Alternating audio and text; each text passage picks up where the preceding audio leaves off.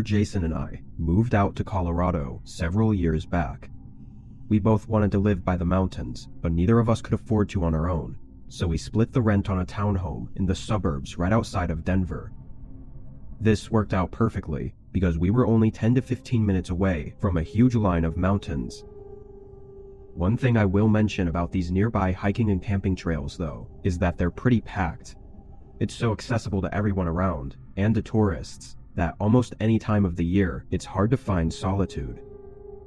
Because of this, me and my brother decided to plan a 3-day backpacking trip that would take us away from the crowd of people and hopefully give us some peace and quiet.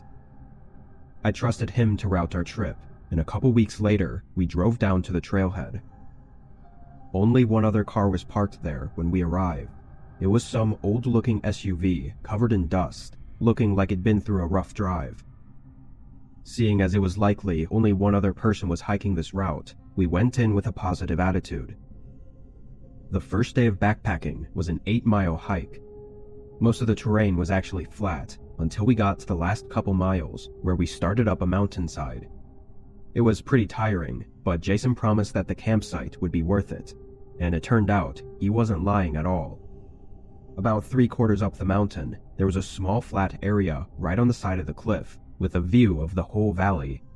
It was stunning, especially with the sun starting to set. After taking in the view, we started pitching our tents, then gathered up some sticks and stones to make a fire pit with. Once the fire was going, we sat down and just talked. I don't even have any idea how long we were talking for, at least 2 hours or something, when we both heard something from the trail. We instantly went silent, listening as footsteps started making their way up the trail and toward our campsite. A minute later, a man came out of the dark and into the far light coming from our fire. He wasn't wearing a headlamp, which every hiker and camper knows is an absolute must when there's even the possibility of being out in the dark. As he walked up, I think both Jason and I knew something was wrong. He had a grin on his face just as he approached the campfire. "Hey, did you need something?" Jason asked, standing up. The man looked at Jason, then at me, keeping his grin as he started to explain himself. He said he was a park ranger and had been following our trail for a while. He said this section had been closed off for the season and we couldn't be here. Something was really off though, because we knew this park was open and we had even gotten permits from the state the day prior to camping out there. We also knew that park rangers would not be out here in the middle of a mountain trail at night. But if he wasn't who he said he was, then what was he doing out here? I could tell Jason's mind was racing too, as we both looked at the man and started asking questions, but he cut us off quickly. "You both need to leave with me right now. Pack up and follow me. I'll lead you guys back to the trailhead." We stood there in silence for a moment, taking in what he just said and realizing that there was something seriously wrong here. The man still stayed by the fire with that same grin on his face. "No, we're staying here," Jason said. The man looked at him again, then at me, keeping that same eerie grin as he just turned around and walked away. Terrified, we didn't even speak for a few minutes, just listening to make sure he didn't come back. Then we grabbed some more dry sticks and rekindled the fire. Neither of us were sleeping. We stayed up the entire night, sometimes hearing what we thought were footsteps again, but never seeing the man. Once the sun was up, we packed and left, cutting our trip short and retracing the trail back to our car. When we got back, that same dusty SUV was there, which got us both wondering if that hiker had run into the same man as us, and what happened to them. We notified the police, but ultimately found nothing out of it. There was no doubt the man was lying about being a park ranger, but the fact that he tried to lead us out into the woods in the middle of the night means he was likely trying something horrible. What that was, we don't know, but it seems like the other hiker may have been unfortunate enough to find out.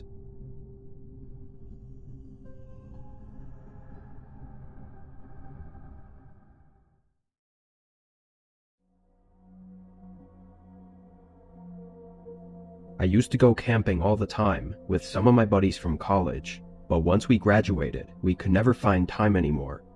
Everyone's schedules were different, so I ended up going out on my own. There was a camping ground that we used to go to a lot, so I played it safe and went to that same place. It was somewhat far out and not the easiest to get to, but that's why I liked it. Nobody would ever be there because there were a lot of easier options nearby to camp at. Knowing the route, I got there no problem and set all of my stuff up. Not long after though, a man showed up. He looked like any other hiker, but he only had a small backpack, so definitely no tent or camping gear. The only thing that had me questioning why he was here was that this wasn't a very scenic spot or anything. It was a nice place to camp because it was an open area with trees around, but if you're not camping, then there would be no reason to hike all the way out here. I didn't think all that much about it at the time because the man seemed normal enough. Maybe he just wanted a quiet space to relax for a bit. I stayed by my tent and the man stayed on the other side of the campgrounds. Around 6, I walked away from my tent to cook my food, and it was around this time that I saw the man finally leave. I thought it was a little late to be walking back because it was going to be completely dark in less than an hour, and the hike was probably 3 hours. Other than that, I was just happy to be alone now. I boiled some water with my mini stove and made one of my freeze-dried meals, then went back near my tent and sat down. The sun was just about gone, so I brought out a small lantern and hung it on the side of the tent as I stayed outside and took in the atmosphere. It suddenly hit me that I was alone out there, and that usually this is when we'd all gather around and talk by a campfire, but by myself, I didn't really have anything to do. After a while, I turned off the lantern and went inside my tent, laying down and turning in for the night.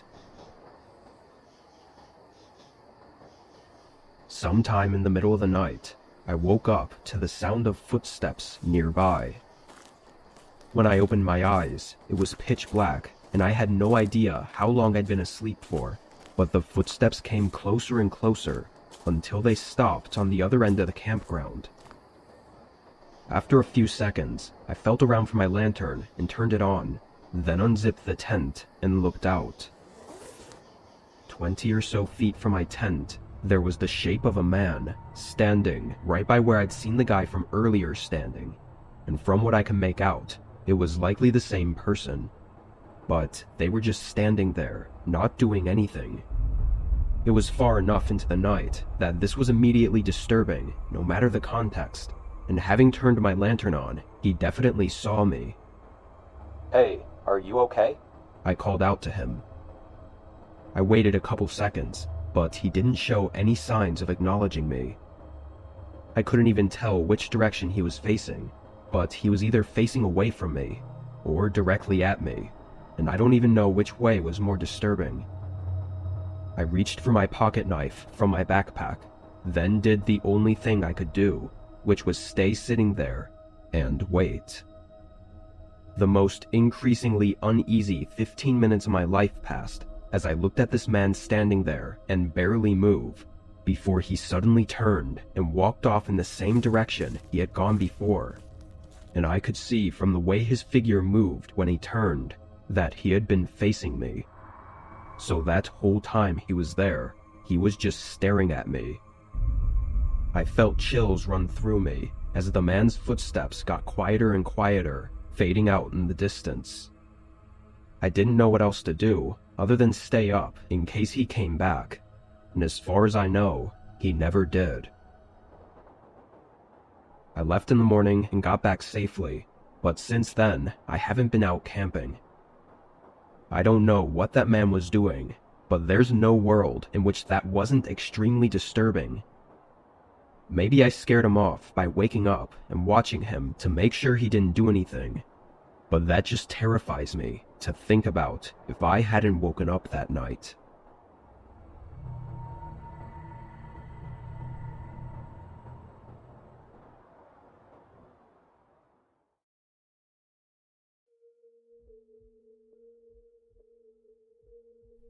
I was out camping in the backcountry near where I lived. I'm not much of a hiker, so I never take trails more than a mile or two. This one was just over a mile from the campsite to the trailhead where my car was parked. I'd been spending the weekend there, camping out by the lake, and was planning on staying for another 2 nights. On the 3rd day, I spent the morning hiking back to my truck and grabbing my fishing rod and some spare food, then hiking back to the camp. I thought I'd try my luck at fishing while I had the time. When I got back to the camp, though, there was another tent set up. It was farther down on the edge of the lake, and I didn't see anyone by it. Initially, I didn't care, but then it came through my mind that I hadn't seen anyone on the only trail leading to this part of the lake. Then again, there could be some other path that I just didn't know about. Whatever the case, I set up my rod and got to fishing.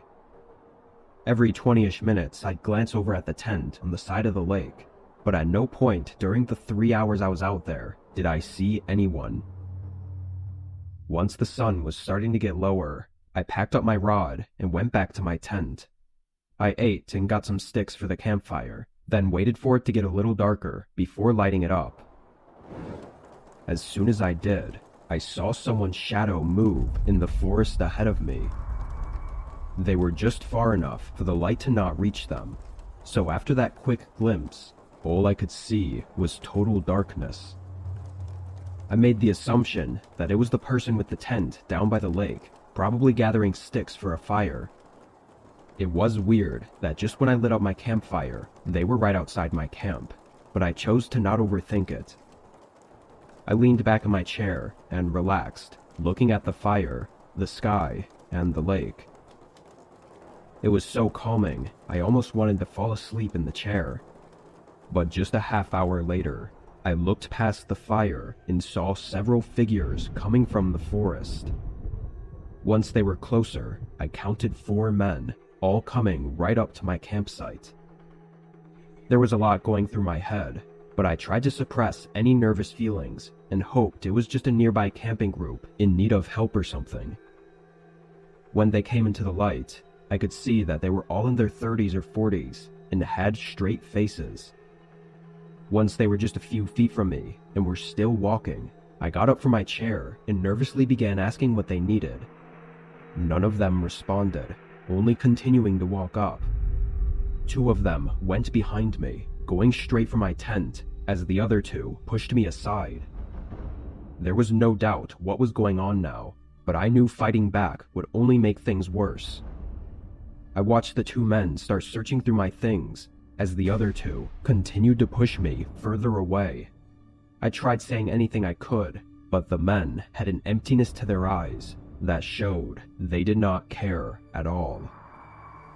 I was telling myself in my head to just stay calm and let them take what they want. But the 2 men kept pushing and dragging me further and further out, away from the campsite and away from the light. After a minute, I could barely see where we were going and couldn't hear anything but our footsteps in the silent forest. Then we stopped. I turned and faced them, and as we stood in the darkness between the trees, all my fears just hit me at once. One of them reached for something, and I instantly took off running. All I could hear were my footsteps pounding against the leaves and grass as I got further out. I still had a general sense of direction, so I tried to get back to the trail. When I did, I went straight for my truck, and from what I could tell, nobody followed me. I reported the case to the police, but in the end, almost all of my stuff was stolen, and no trace was left to help figure out who they were. What they were dragging me out into the forest to do is probably obvious, so I think I was beyond lucky to have made it out with my life.